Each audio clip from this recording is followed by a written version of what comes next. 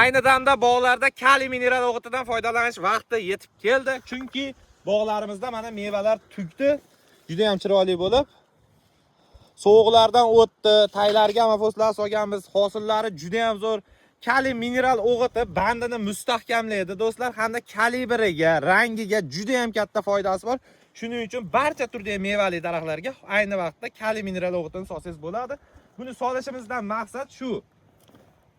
Qaysi holatda solinadi deganlarga eng to'g'ri tavsiya nam ariqqa solishni tavsiya beramiz. Xuddi mana shu holatda mana nam suv ochilgandan 2 kun o'tib solsanglar, dori erishi yaxshi bo'ladi.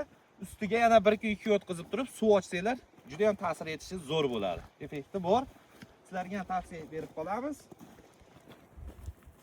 Video foydali bo'lgan bo'lsa, bittadan like bosib, uydagi daraxtni bor do'stlarga ham jo'natib qo'yaveringlar. Uydagi daraxtlarga solsanglar juda katta foydasi bor. Kaliy mineral o'g'iti. Sog' bo'linglar, salomat bo'linglar. Hosillarga, barcha bog'bon dehqonlar hosillariga baraka.